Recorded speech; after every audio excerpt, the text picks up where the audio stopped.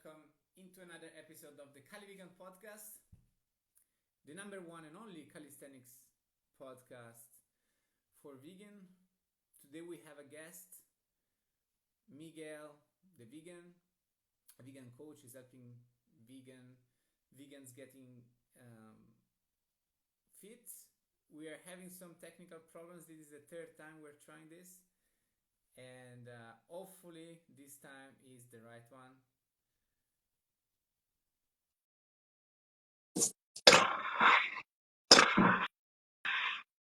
No, it's not happening, guys. I don't know.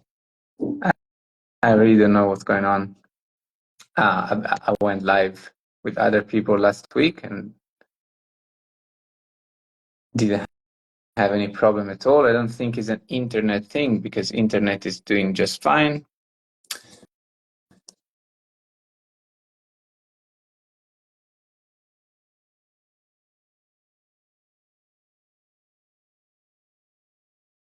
And I believe the last resource is going to be just going to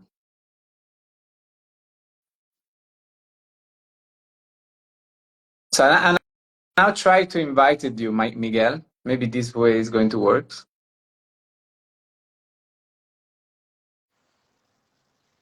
Finally. We have it. Can you hear me? I can hear you. Can you hear me? Yes, I can hear you. I just don't have the video for some reason. For me, it's working now. I can see you, I can hear you. Everything looks fine. All right, sounds good. How are you doing, Miguel? So, nice to meet you, Stefano. You're Italian from the name or no? Yes, I'm Italian. Italian. Okay. Where are you calling from? Right now, I'm in Cyprus, an island, small island close to Italy, but I'm also half Portuguese, half Cypriot and half Portuguese. Okay. I never managed to understand your accent really. So everyone sees that they can see you. I cannot see you, but it's fine. I'll listen to you. So can you guys see both of us? I can see both of us. Can everybody see both of us? Yeah. Apparently. Okay. Yes. Okay. So sounds good, Miguel. So I know you're a coach. You're into you help other vegans get fit on plant-based diet, and I've been following you from before I was into being a coach myself.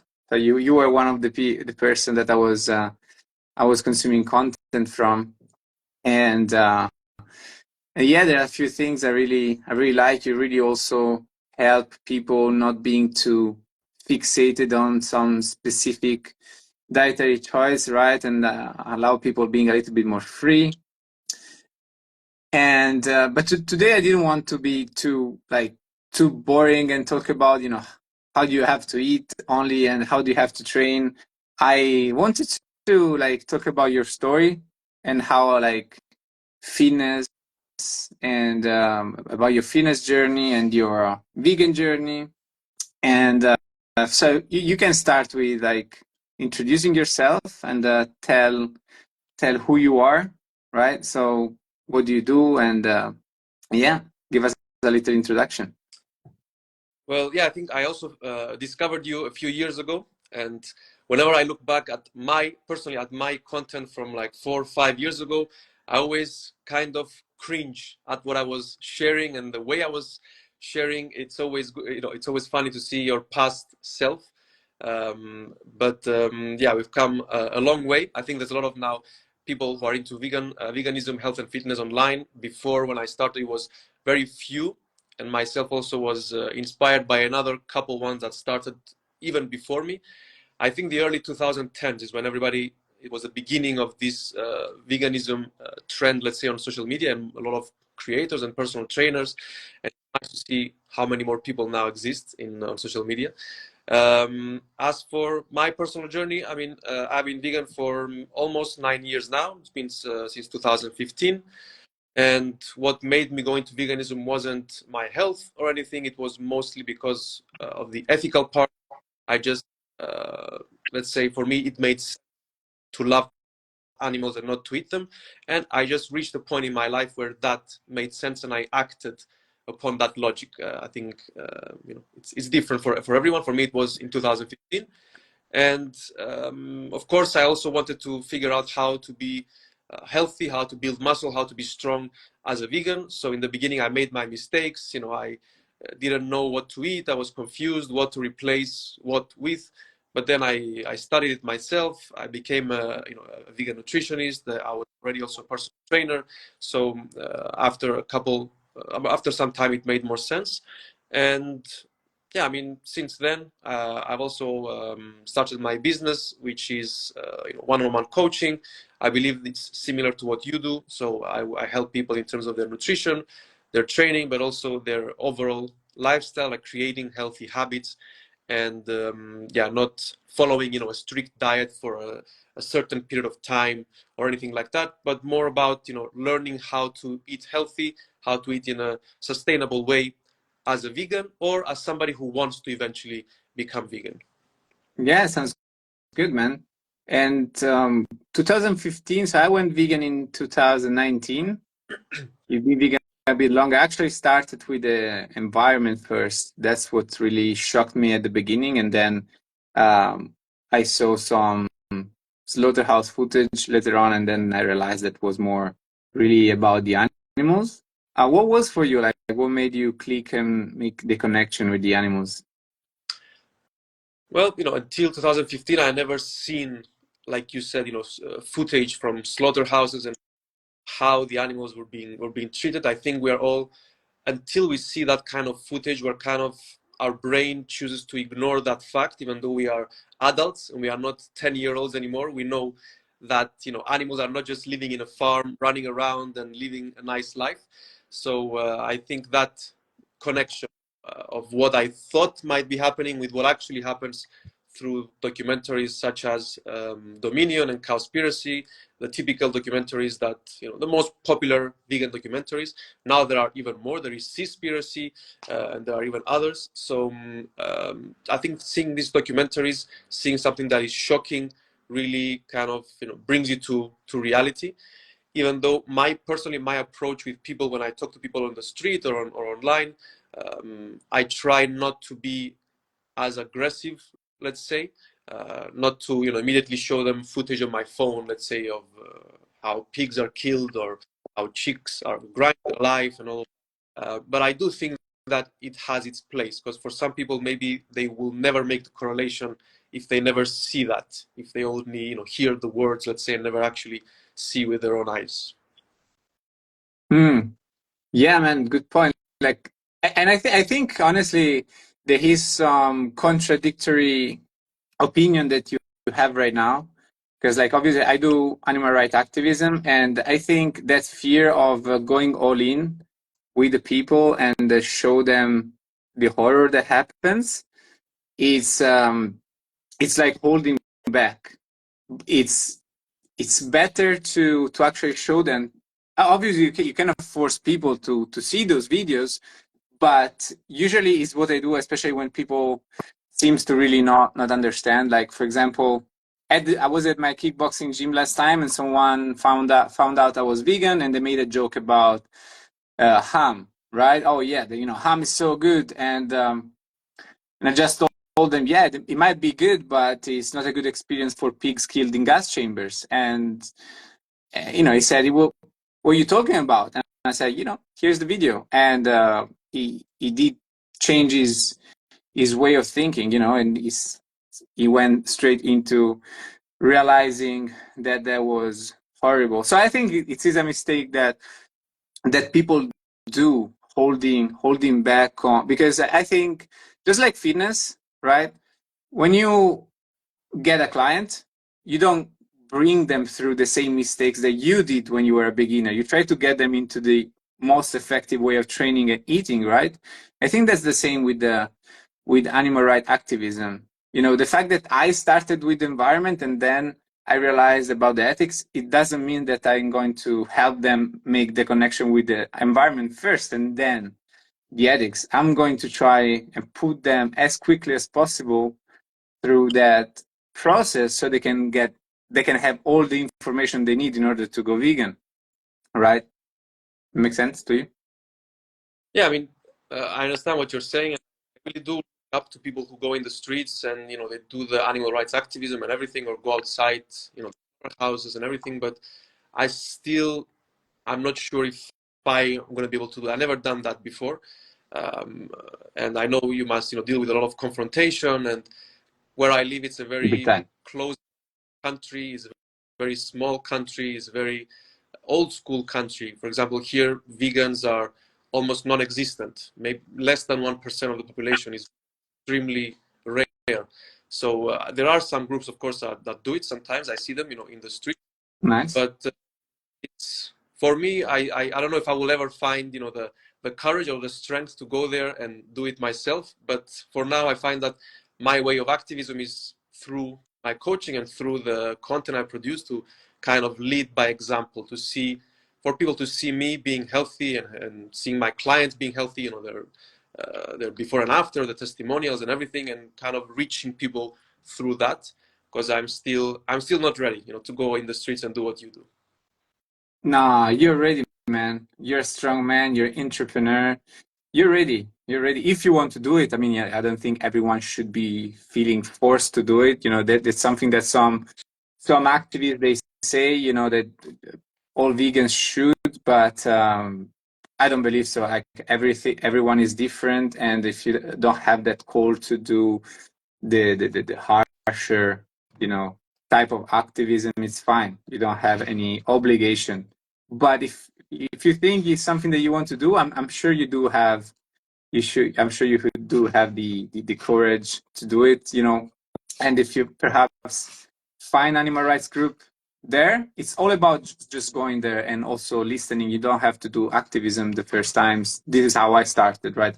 I didn't want to get, because when I started, I was in an island, just like perhaps the one you are. Yeah, like you said, you live in Cyprus, right? Am I correct? No. Cyprus, yes. Yeah, so I was in another island, and I made the connection with the animals while I was living there, and I really didn't want to do activism by myself in the street with all of these close-minded people. And so I waited to go to Milan when there were a bigger group, and I eased my way into animal rights activism on the streets. And so Miguel, I know you were already into fitness before you went vegan. You were already training. I actually was checking right now your recent post. I think you were doing already pistol squats, so you were already definitely kind of advanced with training. When it comes to your transition from an omnivore diet to a more plant-based diet, have you done some mistakes that you then learned and correct, over time when you went from omnivore to vegan? Or what was there some change that you noticed in the switch to plant-based diet? Mm-hmm. Yeah, I think I definitely made mistakes in the beginning. One of them being not understanding, the caloric density of whole plant-based foods, how much more food in terms of volume you need to eat. So I was, ended up kind of really stuffing myself, with really high fiber meals, and struggling to get, 3,000 plus calories that I needed. I think seeing it also with my clients, when you do need a smaller amount of calories, like maybe 1,800 or even 1,600, going on a whole foods plant-based diet and eating lots of fiber-rich foods, quinoa and black beans and chickpeas and broccoli and all the vegetables, I think it really helps. But for me, it just made it harder in order to just maintain my weight. So I felt a great amount of energy, of course, when I stopped eating all the less saturated fat and less animal protein. But it was a struggle to get enough calories. So slowly I started realizing, okay, I need to start being more strategic about this, not being afraid of, white rice or bread or some more processed foods, minimally processed foods, just get, to 3,000+ calories a day to maintain my weight or even to build muscle. So that was one mistake I did. The second mistake I did, I think, was kind of doing pretty much any plant-based food except fruit as a protein source. So I would look at peanut butter and think, oh, this is a protein source. I would look at quinoa and think, or hemp seeds and think this is a protein source. And I mean, after I looked at the nutritional profile, I understood, peanut butter per 100 grams, yes, has 25 grams of protein, but that's if you eat 100 grams of peanut butter, which is 600 calories. Not realistic, not a realistic protein source, in my opinion. So those are, were some of the mistakes I did. And another one could be supplementation, because I didn't look into supplements right away. B12 is enough, but then I understood that, vitamin D is also important if you're not getting enough sun. Omega-3, especially EPA and DHA, it's extremely hard, if not impossible, to get from food alone, unless you find a specific type of seaweed, in the that you can eat. And iodine too. It's another one that I started supplementing with recently. Okay, good points. I went through the same issue when it comes to calories. And for me, the problem wasn't only the weight, which actually I wasn't into tracking my weight at the beginning.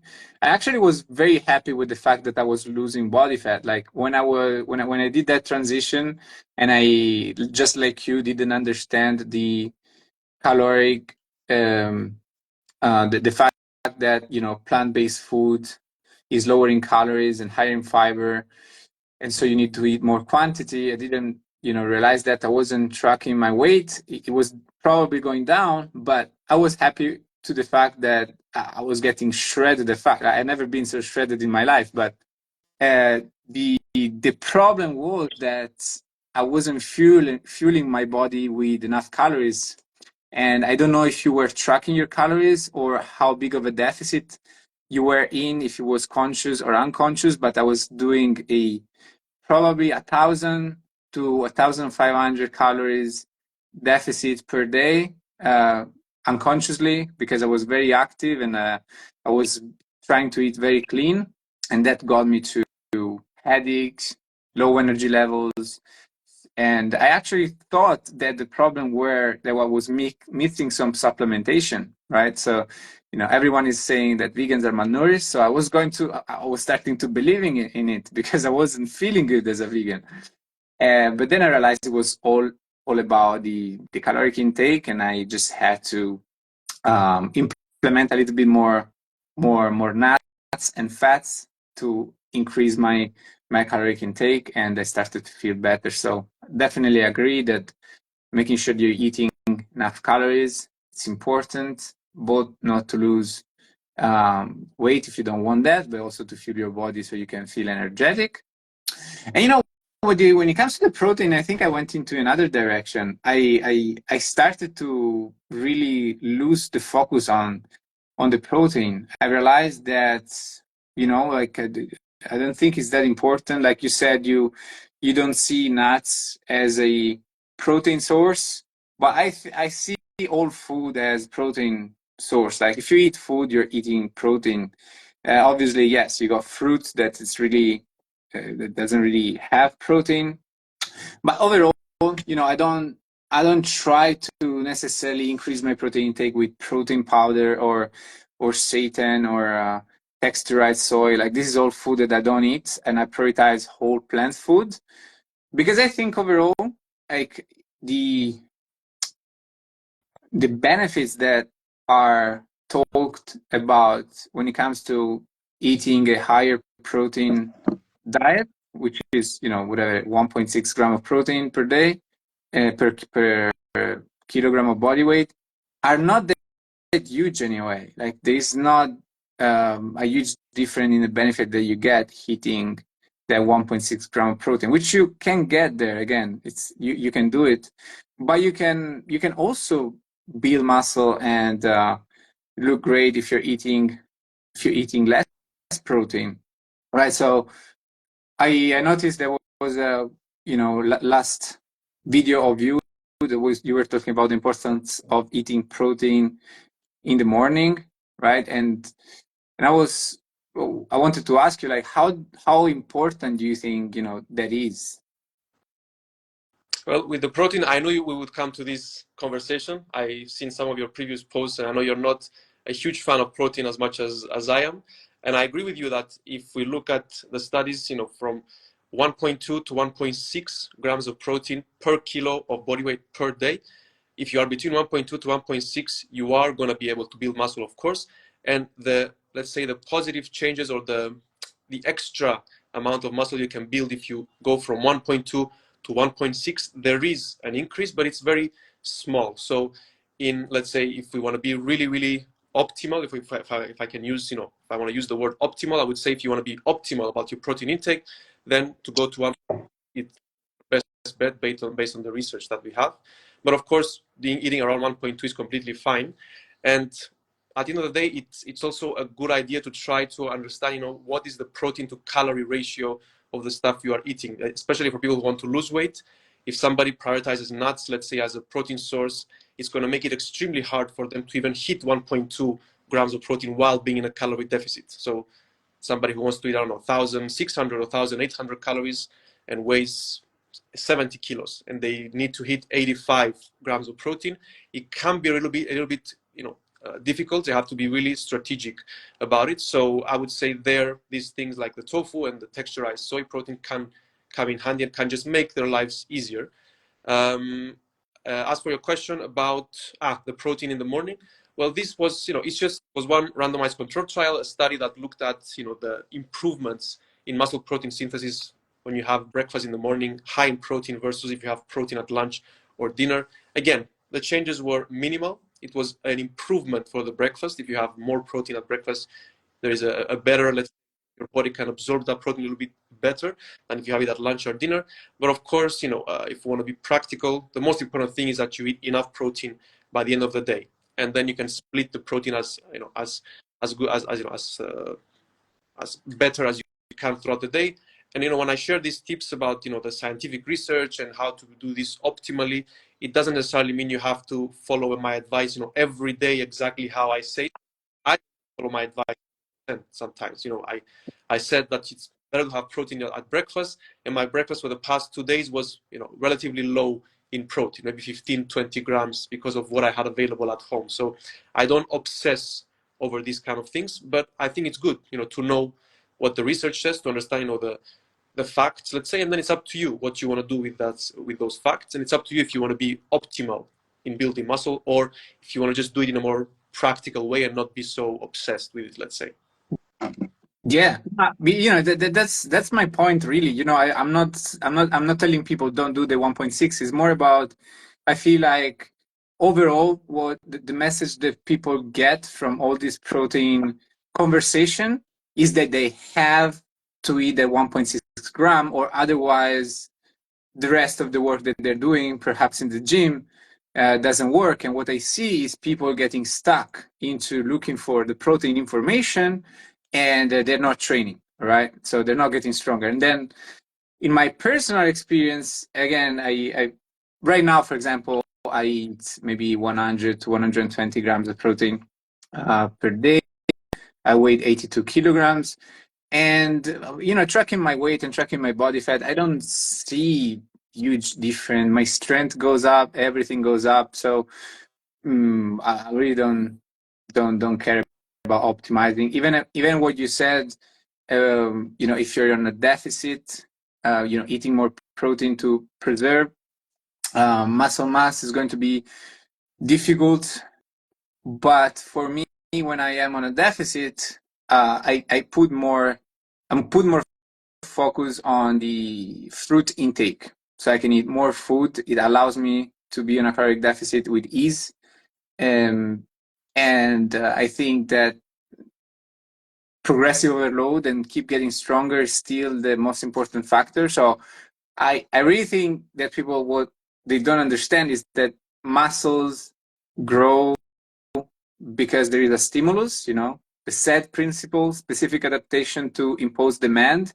And if you are getting stronger, that's what really matters for me. And also, a deficit is usually a small part of the year. It should be a small part of the year. Like, do not obsess over being shredded, because perhaps that's going to take you to be on a caloric deficit too long.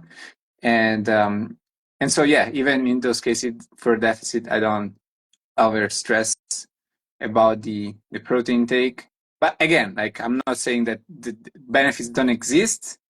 If you want to optimize, all I want to do with my protein, message is that this fruitarian out there that believe in fruitarianism. I don't promote fruitarianism, but I think you're fine. You're going to build muscle as well if you're eating enough calories and you're getting stronger at the gym.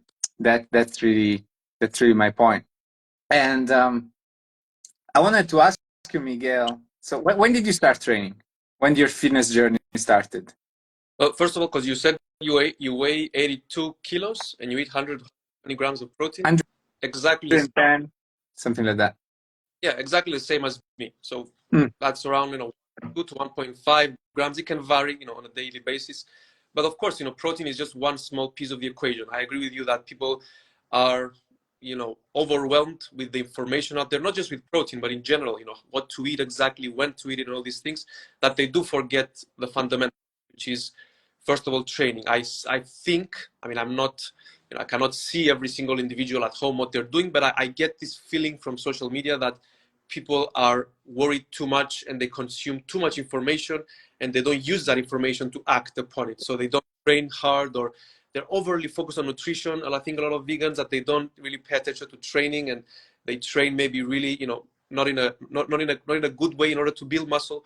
But anyway, that's a conversation, I guess, for another time. And as for my training, you were asking, I started training when I was 15, so more than half of my life. I'm 32 now, so it's been 17 years that I started training, going to the gym.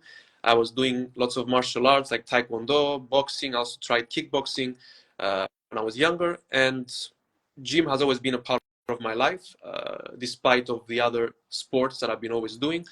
And I'm going consistently to the gym and train properly, I would say, in the past 10 years, though, because in the beginning, when you're a teenager, or early 20s, most people don't have a clue what they're doing. They are just copy pasting what they see online. I was following websites like bodybuilding.com that I'm sure it was very popular back then, and I was just doing the typical bro split, chest on Monday, shoulders on whatever, arms, legs and what, back. And that's not very not the best way to train. If you want to do it naturally, that's good. If you want to take steroids, it works usually, but if you want to do it naturally, it's a completely different approach in my opinion. But yeah, and I've always been into sports. By the side, on the side to gym and building muscle isn't my entire identity. Of course, I love the gym, I love lifting weights, but I'm crazy about surfing. Have been now for the past 8 years since my wife introduced it to me. So for me, surfing is 100 times more fun than going to the gym and lifting weights, of course. But I understand that the gym and lifting weights is one part of the equation, and I need to do that too. I cannot just do what I love. I cannot just surf and hike, or else I would become very thin and I would lose most of my muscle. So I think it's important for people to understand the benefits of resistance training, even though of course it's more boring than any outdoor activity you can do. Climbing, rowing in the sea, surfing, hiking, running, all these things are more fun. But I think the combination of resistance training and the cardio, the sports that you enjoy, is important, and something I will always do, a combination of both. Yeah, very similar to me. Like I've been doing sports since a long time. And then I had to kind of leave sport, and I only stayed with kind of gym training and resistance training. It was the easier thing to do while traveling and working. But I definitely now got back into combat sports. I do kickboxing, and it's definitely more fun to practice a sport, even though calisthenics, because I do calisthenics, it is I find it more fun and motivating than classics weight training. But so it's curious that you like me have been always been practicing sports, because what I wanted to know, it was like kind of the reasons why you think you are consistent with training and being into sports. Maybe there was a time of your life where you haven't been training, right? And how did you feel in those times? Like what motivates you to stay consistent with taking care of your health? Well, in my honest opinion, I think us as coaches or trainers, I think we are the worst examples of how to stay motivated, of how to exercise, or how to stay consistent, because we just love it. You know, we do it. If we don't do it for a few days without training, I just feel like something is eating me from inside, and I need to do something. Even if it's just push-ups on the floor, if I don't have any equipment, I need to do something to feel it. So, I mean, of course, I've worked with hundreds of clients, so I do know the struggles of the everyday person, but none of my clients relate to me because none of them love training like I do. None of them are personal trainers. None of them are coaches. None of them do this for a living. And to be honest with you, even if I had to look back, really back to when I was not training, it was just when I was a child. Like everybody, nobody trains when they're a child. Like when you are, 8, 10, 12 years old, you don't train usually when you're that young. So I really, from the moment I became a little bit more of a grown up, so 14, 15, when I started going to the gym, since then, I never stopped. So I never had a period in my life where I didn't train. Only, maybe if there was an injury, I had an injury a few years ago that made me stop training. But other than that, I never stopped. But, where do you get your motivation is a question I get asked a lot, and something that I do see also with my clients struggling, not feeling like they want to go to the gym. And I always say, if you're not, let's say, if you're not sick, then you can train physically. Then it's all in your mind, from there on. And it's important to try to understand that consistency is much more important than motivation. If you look at the top athletes, if you look at top bodybuilders, they don't wait till they feel motivated to exercise. They just do it because they know they have to. And if you find that your training program, is causing you to feel often demotivated, and you're often thinking, I don't want to do this, I don't want to do that, and you're missing a lot of workouts, you're skipping a lot of workouts, that's a sign that the workout you're following is unrealistic for you. So maybe that means you are training, maybe you think that you need to go to the gym 6 times a week, don't. Or maybe you think you need to do a specific exercise, you don't really need to do a specific exercise. So you need to find, I know this is very vague advice in general, but I think, without knowing anybody personally, I cannot give you specific advice. So I think it's good to do some form, like we said just before, resistance training and cardio. And that can take so many different shapes. You can do resistance training in so many different ways. Like you like calisthenics, some people like just kettlebells, other people body weight at home, other people, they like to go to the gym and lift heavy weights, other people go do CrossFit. So there is so many different ways of doing resistance training. And at the end of the day, it's about finding something that you basically can see yourself doing, or try something and see, am I doing it every week consistently? Then that's a sign that that specific thing is right for you. Yes, you said so many good things. Like the first thing that I honestly really I related a lot to the fact that you think that you cannot really relate to the a day-to-day person, because I always felt like that as well, to be honest, because I always been training. Like, I didn't get into life and just allowing work and life problem to take away from my fitness. I always made that a priority because, as you said, the times where I didn't train, the time where I lacked a little bit, I felt straight away there was something missing, and my life quality, my confidence, my mood would go down. Honestly, like if it wasn't because of training, I would probably be an addict right now. I would not be, well, maybe not right now, but there would probably be a time in my life where, yes, I would go into a dark place. And thanks to training, that didn't happen. And so you said that for the average people, so you say that the average people should understand that, they should commit to training, right? As it is something they have to do, because this is what athletes and bodybuilders as well do. One of the things that you said that make people not feeling motivated and committed towards that because they feel their plan isn't sustainable. I agree with that a lot. Like, I feel like same thing with nutrition. There's a lot of bodybuilding information out there. I feel like the bodybuilder information is the one that goes faster online, and it makes sense because at the end of the day, most people want to get into fitness because they want to look better, And bodybuilding is the apex of stepping on a stage and flex and showing that you look the best in the world. But as you said, like, people need to understand that that's not the only way to train. You can develop a good physique in so many different ways. In fact, you have athletes that develop physiques without really lifting weights. It's just because some strength is involved within their training. Like, look at rower, look at swimmers. Um, they develop great physique. So that's a good point. And I would add that apart from the training style that people should enjoy, they shouldn't be feeling fixated on a training style that perhaps they really don't enjoy. It's also having clarity on what's happening, right? I feel like for me and with my clients, something that I see help them a lot to develop that discipline and more consistency within the training is having a training plan that works and that makes them achieve something week after week, more repetitions, more sets. Let's make sure that the technique is done correctly. And in calisthenics, you will be also learning different exercises, moving from easier exercises to more advanced one. Like, do you think this is also a key factor when it comes to feeling more motivated towards the workout? Yeah, of course. I think people usually expect quick results because they had, bad experiences before where they, I don't know, bought a program from somebody promising them something by 4 weeks or 8 weeks or 12 weeks. And I don't think that's, the way to do it.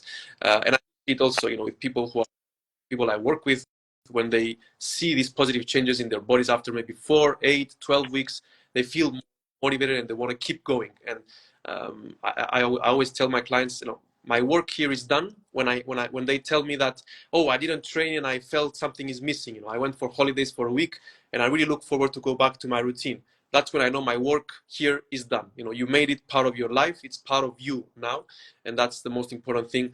Like you said, it's finding something that works for you, and that can be CrossFit, that can be calisthenics, that can be anything. And I agree with you 100% that bodybuilding has taken over the fitness industry, especially online.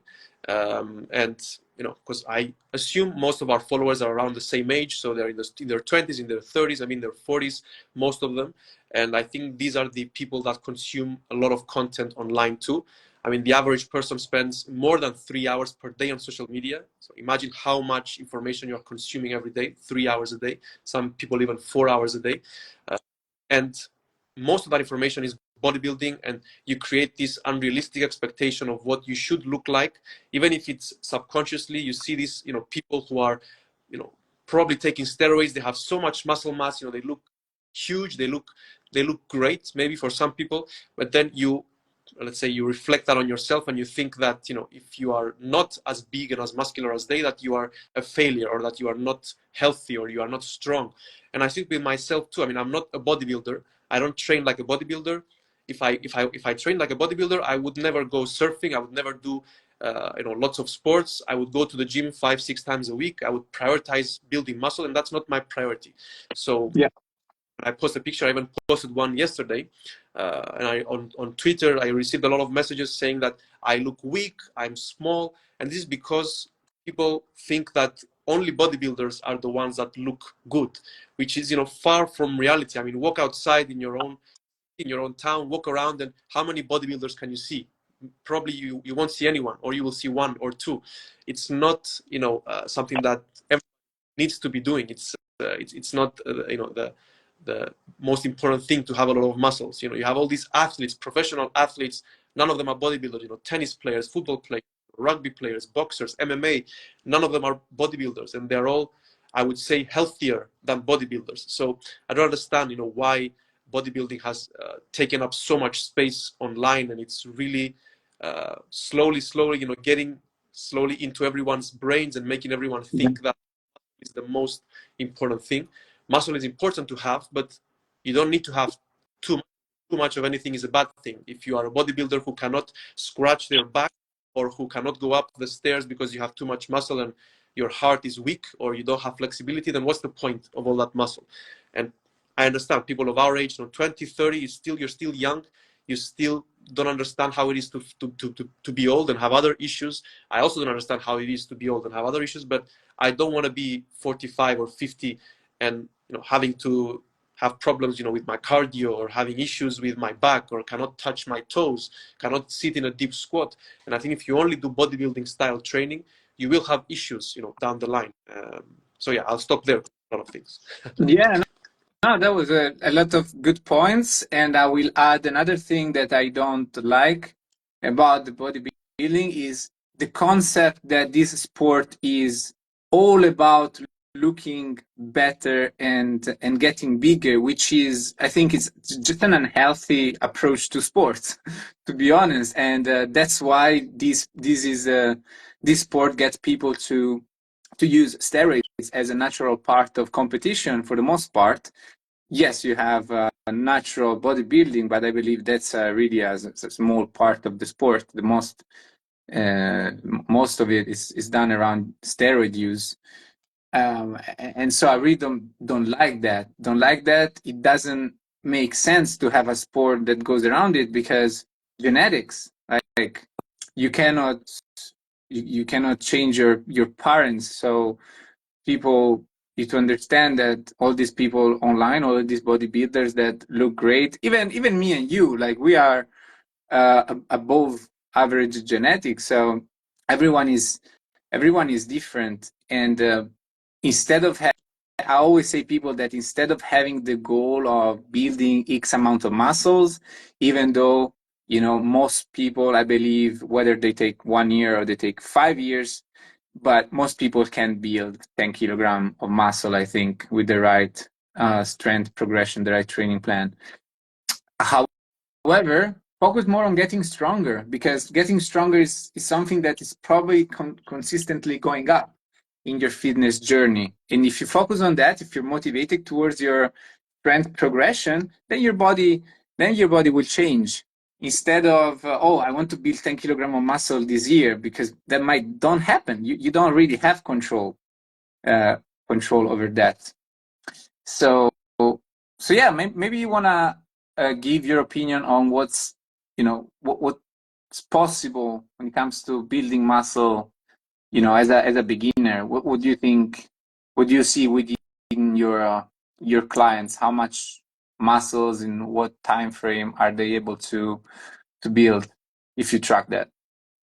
Well, I always tell people that building muscle is a lot slower than losing fat. Losing fat, you can accelerate it, reduce the calories, you can increase the movement or the cardio, your steps. But building muscle, unfortunately for every one of us, for all of us, you cannot accelerate it. You can try to optimize it, but then it's going to be really a slow process. By people take years, to build a lot of kilos of muscle. People expect in 3 months they're gonna look like a bodybuilder, but bodybuilders, do it for decades, if not more. So it takes a lot of years. I don't want to discourage people, but this is a fact. So in terms of new big gains, they do exist when you do for the first time in the gym or doing any kind of resistance training. You will build muscle faster than somebody who is intermediate or somebody who is advanced. And I mean, in terms of the time frame, it all depends on the how much time you have available, how often you will be training, how intense you will be training. Because one of the things I do notice with a lot of people in the gym, including my clients, including beginners, friends, intermediates, everyone, is people don't push themselves hard in the gym. The average person, I look around the gym, somebody is doing, let's say, a shoulder press, they do their 9 reps, 10 reps, and they stop. And I look at them and I think you could probably do another 10 reps, if you really wanted to. If I put a gun to your head, you would do another 10 reps for sure. And I think training with intensity is important. And if you are training with intensity, you are tracking the weights you are lifting, you are eating enough calories, enough protein, resting enough, doing all the things correctly, then you can, of course, gain a lot of muscle. Maybe, I mean, yeah, I don't really can tell you how many kilos you're gonna build. It really depends on your body weight.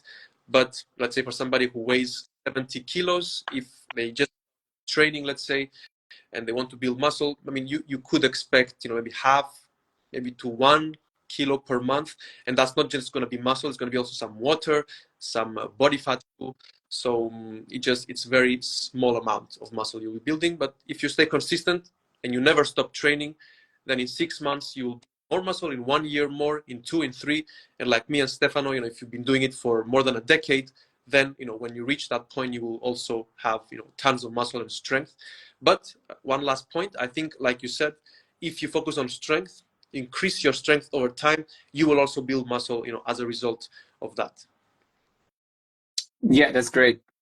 Something that I would quickly add from before that you said, everything seems to go around bodybuilding, and that looks to be the healthy standard. Let's not forget the marathon runner looks super skinny, but tell me that marathon runners are not healthy. They are definitely have crazy cardio. And I mean, we're close to the end. I would just wanted to ask you a question that someone got here in the comments, and I do get a lot as well. So, what's your opinion in a raw vegan diet and or perhaps a fruitarian diet?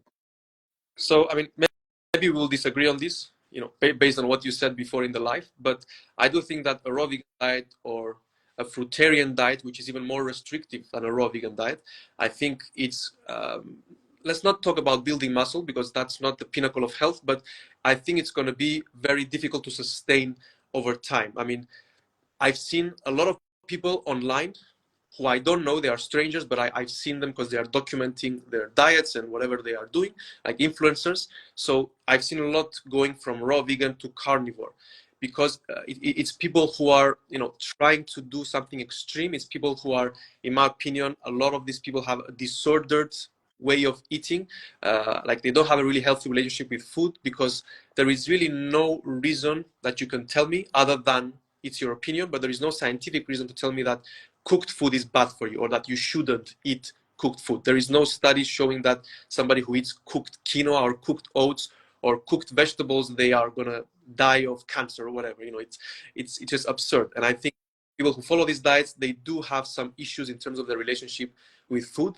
Maybe they suffered before from eating disorders. I don't know. But in my opinion, it's all about balance. I mean, you are already vegan, so you already are, removing certain things from your diet. I think going even further and reducing even more things, I think is completely unnecessary, in my opinion, because you're just going to struggle a bit to hit all your nutrients, in my opinion. For example, if you are doing a raw vegan diet, it's going to be quite difficult to get your iron or let's say your calcium. You will have to eat a lot of like leafy greens, a lot of nuts and seeds, like a ton, in order to get just the minimum requirement of let's say iron, calcium, zinc. So yeah, it would be tough. And I think if you want to have, let's say, an easier life, because when you're doing this thing, you're making your life difficult. Like you can never go out and eat with friends. You always need to prepare your own food. You need to carry your own food with you. What happens when you are traveling in the plane? You're gonna eat just a small, bowl of fruit, which is 50 calories. How it's gonna sustain you for the rest of the day? Or you are in a country where it's difficult and you're constantly asking the restaurant, can you remove this? Can you remove that? How do you cook this? You're just making your life unnecessarily difficult, in my opinion. And that's okay if you want to do that and you're happy. But I think, it's not something that you have to do for health. If you are vegan, a whole foods, plant-based vegan, and you are eating some minimally processed foods too, like, fortified soy milk and tofu and some whole wheat bread and stuff like that, I think that's the best way to do it because it's not just about your health, it's also about your sustainability, just being happy with what you are eating and enjoying your life. Yeah, I do have the same position. I would, I think being that extreme and force yourself to just eat fruit, to just eat raw, that doesn't really make sense. Like today's population is not sick because they are not raw or they're not fruitarian. It's because they have a lot of bad habits going on. What I would say that I do think, having more, some raw food and more fruits inside of your diet, also relating to the increased fiber intakes that comes from it will make you a healthier individual. But that I'm not going to be a raw vegan or a fruitarian anytime soon. That's not my plan for sure. And that's it, Miguel. If there would be only three teaching you would like to give to people to help them in their plant-based fitness journey, what would them be? Three teachings. So number one is do it for yourself. Don't do it because of others.